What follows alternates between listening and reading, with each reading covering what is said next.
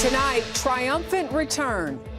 President-elect Donald Trump arrives in the nation's capital in full control of Congress and his goals. No justice! No peace! The resistance taking to the streets today. I'm Willie James Inman in Washington, where a seismic political shift is about to take place. Inauguration celebrations featuring bone-chilling cold and high security. From Falcon 1, you have the best eye in the sky view of what's going on. That's why it's such a key tool on a day like Inauguration Day. Also tonight, a new winter storm and polar plunge sweeps across the country. In Spain, a ski lift fails, sending skiers to the ground. Ceasefire countdown. I'm Rami Inocencio in Tel Aviv, where Israelis hope that the first hostages will be freed in just hours, but fear this deal could still collapse. California firefight. New progress as thousands return home. I'm Elise Preston in Altadena, California, where several small steps in the long rebuilding process are being taken. And later, the twists and turns of TikTok. Keeping TikTok alive. I'm Allie Bauman in New York with millions of users waiting to see if the screen goes dark.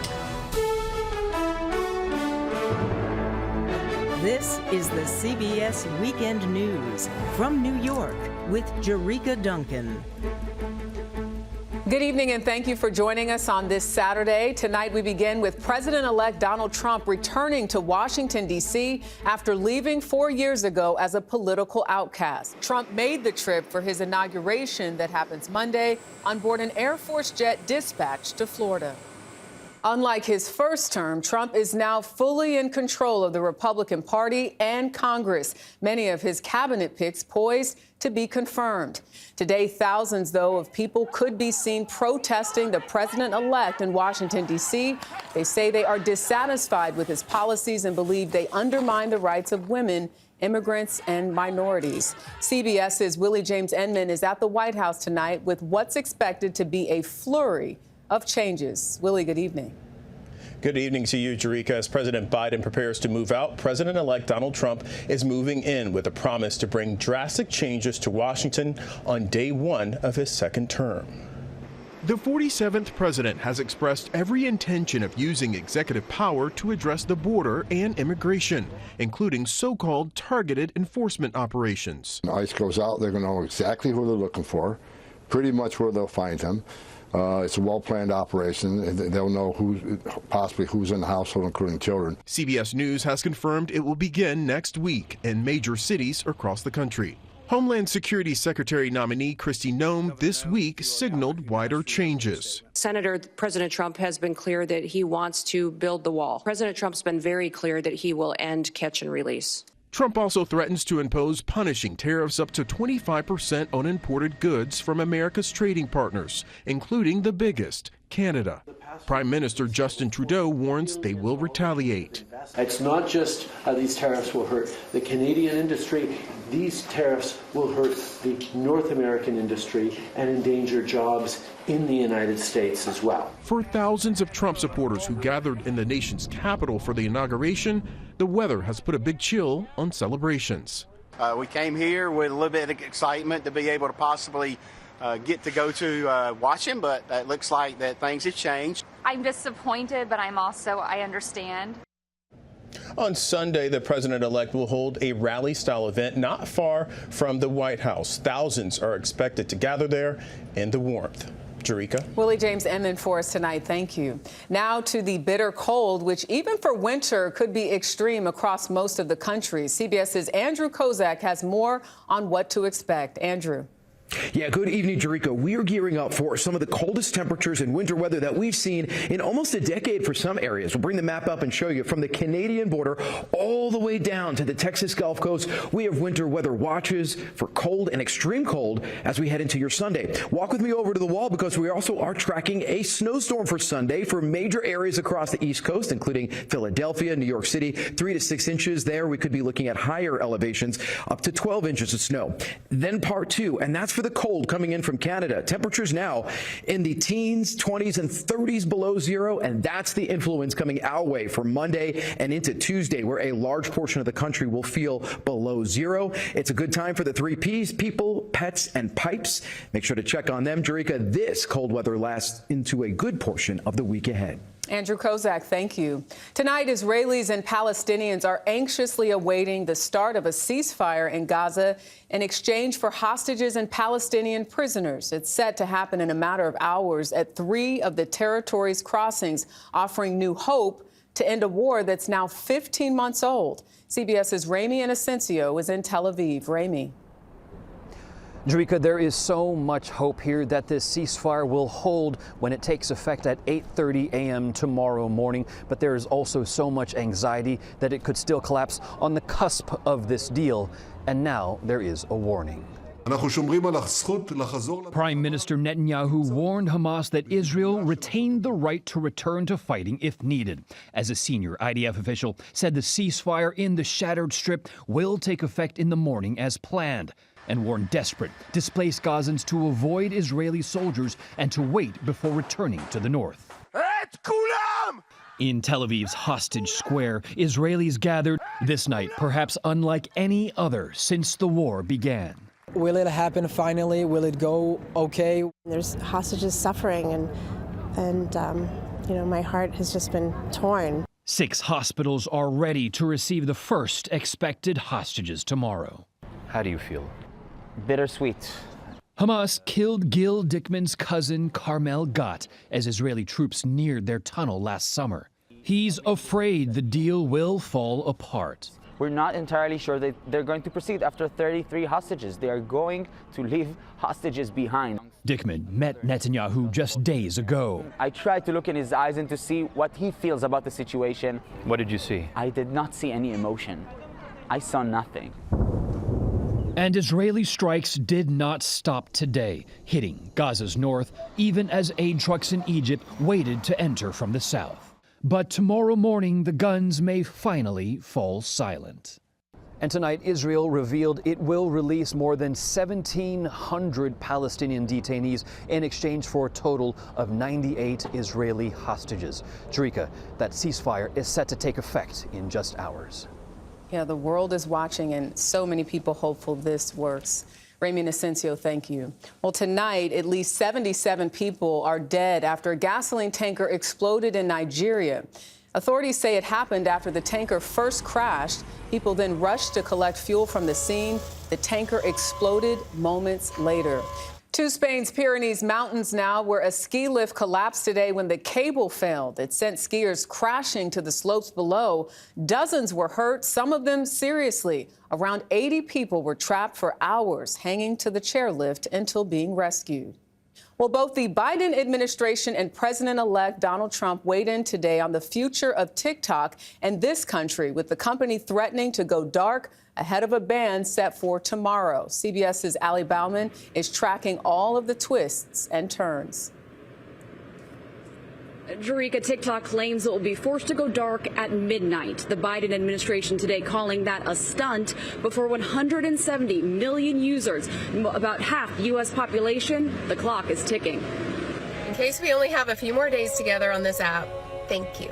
Serial scrollers are saying goodbye to TikTok, even posting tongue-in-cheek messages to their, quote, Chinese spy.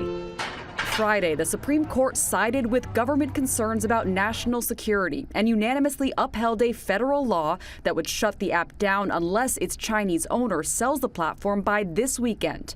For many users, going dark would impact their bottom line. Oxford Economics estimates the total value of TikTok to its American users at $117 billion a year. Without TikTok, we honestly would not be doing what we are today.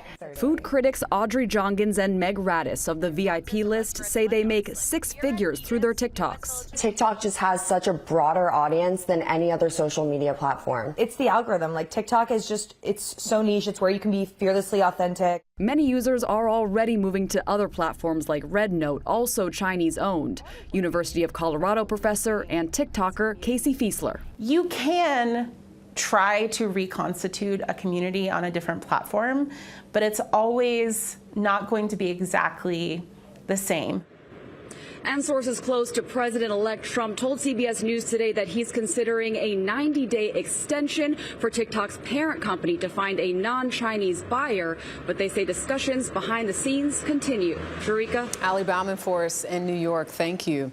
This weekend, fire crews in Southern California are taking advantage of easing winds to make steady progress against the massive fires that have ravaged for 11 days, or raged rather. CBS's Elise Preston is in the hard-hit city of Altadena tonight. Elise. Jerika, people returning home to discover what survived the fire is just one step in the rebuilding process. We're only days into a long and tedious recovery.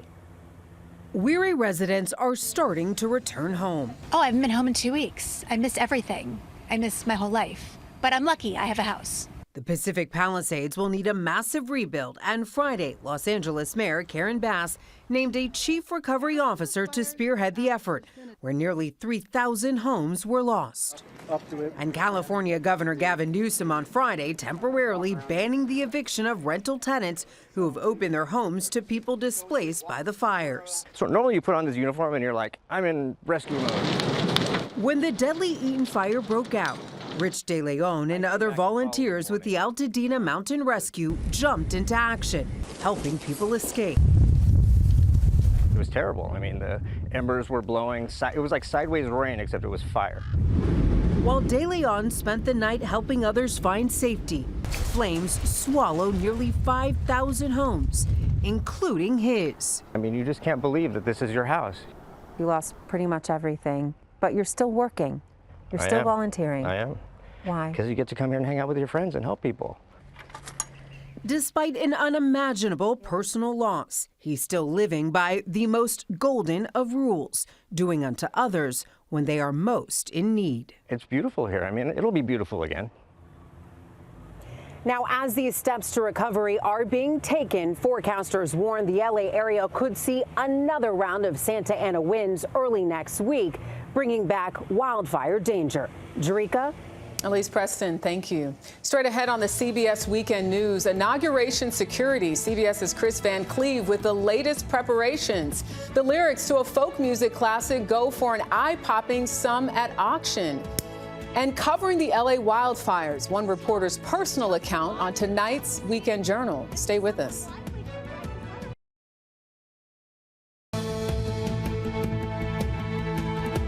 Tonight, a view of the U.S. Capitol, where the nation's 47th president will take the oath of office on Monday.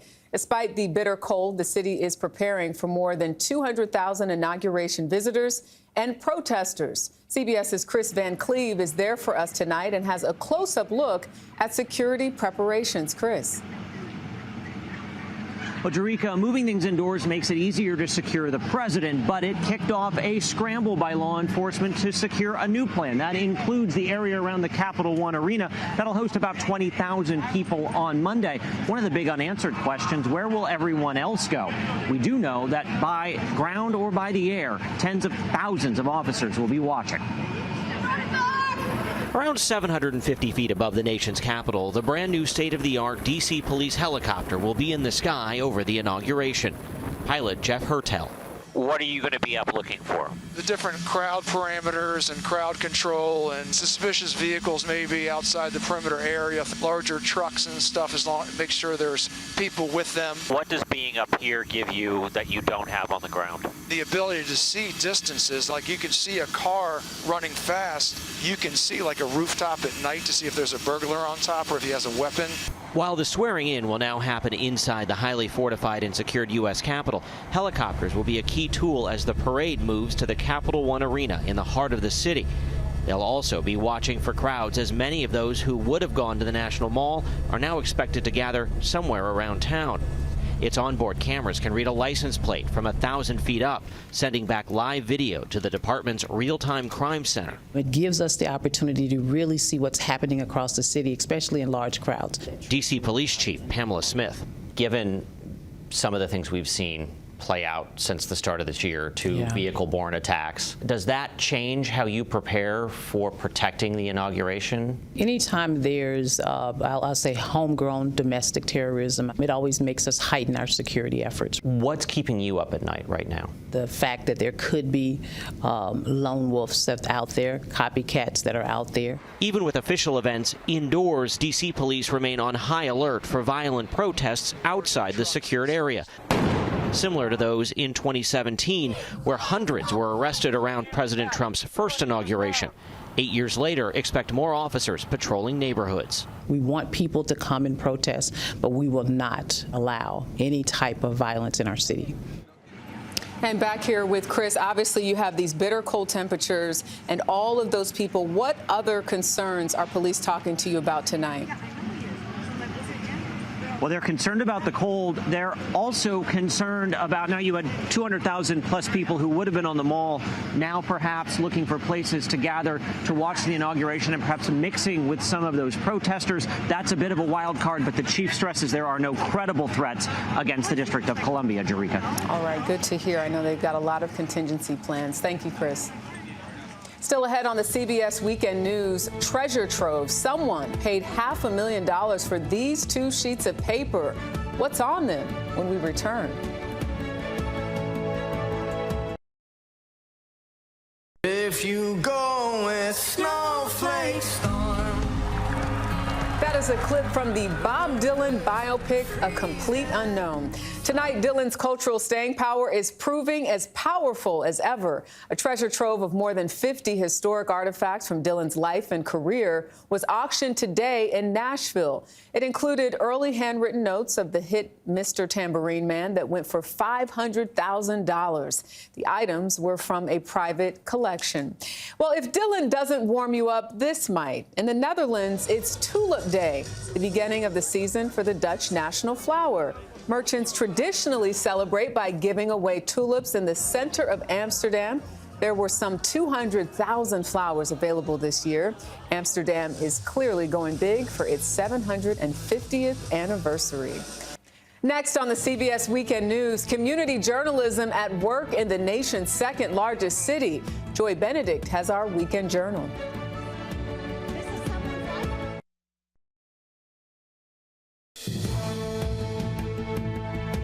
Finally, as journalists, our job is to bring the story to you. In tonight's Weekend Journal, Joy Benedict of CBS Los Angeles reflects on the unique challenges many of our colleagues confronted covering the wildfires. It was an alarm that shook the city of Angels. When flames first flared on the horizon, most thought firefighters would stop it. But the winds turned. This is tough to watch and it's tough to see. This is someone's livelihood right in front of us. From the iconic shore of the Pacific Palisades to the home of the Roses in Pasadena, multiple fires burned in Los Angeles County, the hardest hit community, historic Altadena. There is not a fire truck in sight. Hundreds of thousands of people were ordered to evacuate. Schools closed and fear was felt on every corner. I have talked to friends who live in this community and they're calling me and they are in tears saying, I don't know what's happening to my home. And I just keep saying, you're safe. Stay safe. You can see this fire burning behind us right now. Those of us working, it was an unimaginable task. I'm in the back of this home trying to help the firefighters because they asked me for help. During 62 hours of continuous live coverage, we checked on homes for friends, loved ones, and viewers. I got this address, unfortunately, from a viewer who emailed me asking me to check on his home, and I had to let him know that it is, in fact, burning and on fire. Good boy, let's go. Flames are right there, guys. We rescued animals trapped by flames. There you go.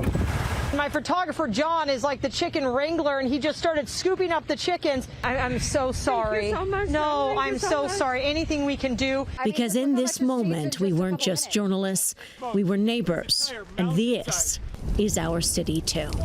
If you are watching this for the first time and you are seeing that your home is burning, my heart, my prayers go out to you and your family.